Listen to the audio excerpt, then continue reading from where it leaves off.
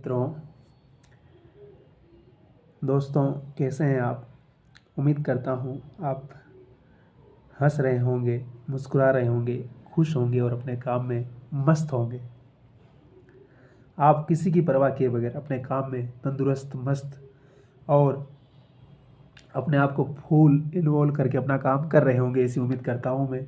और मैं यही प्रार्थना भी करता रहता हूँ कि हम सब इस तरह से अच्छे से और मन से काम करें और काम करके एक दिन अपने लक्ष्य को हासिल करें और हमेशा अपने आप को पॉजिटिव रखें और हर दिन कुछ न कुछ नया सीखना है, कुछ न कुछ नया जानना है और नेगेटिविटी को अपने जीवन से, अपनी सोच से, अपने विचारों से, अपने अनुभव से, अपने शरीर और मन के अंदर किसी भी तरह की कोई नेगेटिविटी को पैदा नहीं होने देना है।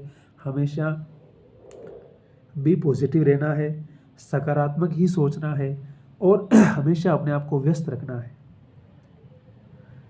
कुछ हो न हो फिर भी कुछ न कुछ काम करते रहना है। चाहे हमारी प्रगति हो रही हो या नहीं हो रही हो, हमें लगता है कि हम कुछ नहीं कर रहे हैं या हमें को रिजल्ट नहीं मिल रहा है, लेकिन फिर भी हमें अपने काम को हर दिन कुछ न कुछ करते ही रहना है। हर दिन कुछ न कुछ उसमें कंट्रीब्यूशन करना है। एक भी दिन जीवन का व्यर्थ नहीं करना है, नहीं बर्बाद करना है। ये स्वेर हमें सभी को करना है, ये प्रतिज्ञा, ये प्रण हमें सभी को करना है। और अगर हम ऐसा करके आगे बढ़ते हैं और इस पॉजिटिव विचार के साथ, देखिए कहते हैं ना कि डूबते को तिनके का सहारा भी बहुत होता है। ये कहावत गलत नहीं है।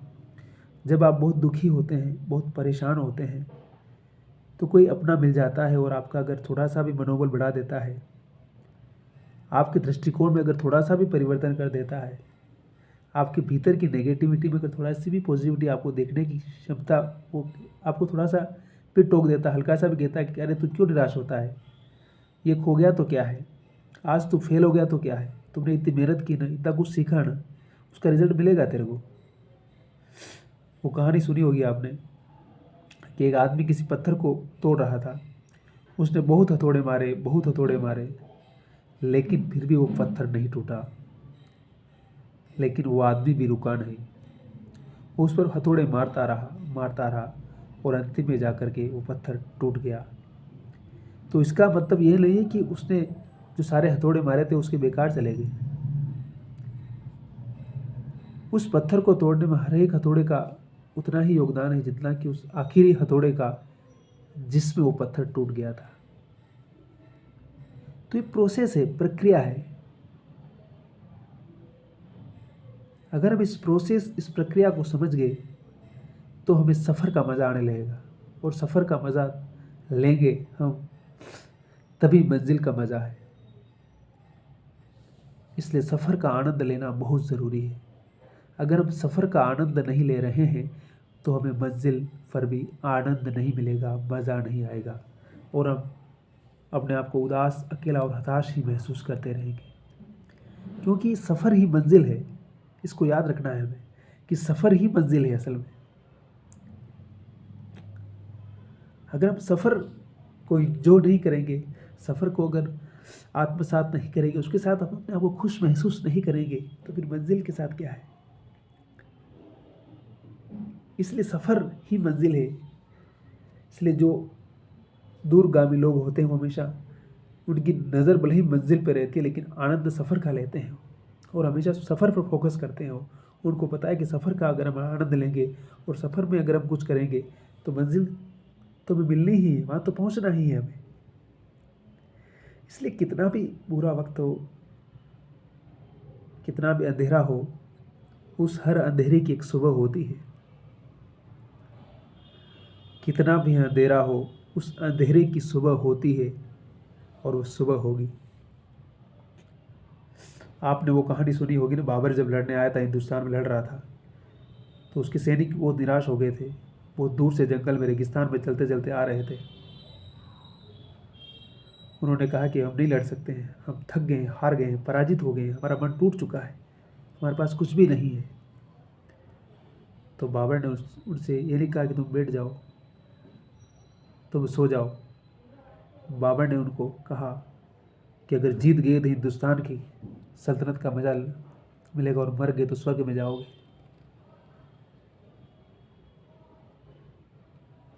सफ़र का मज़ा नहीं लोगे तो फिर क्या मतलब है तुम्हें? तुम इतना अधिक सफ़र तय करके आए हो और वापस जाओगे पीछे, तो पीछे जाकर भी क्या करोगे?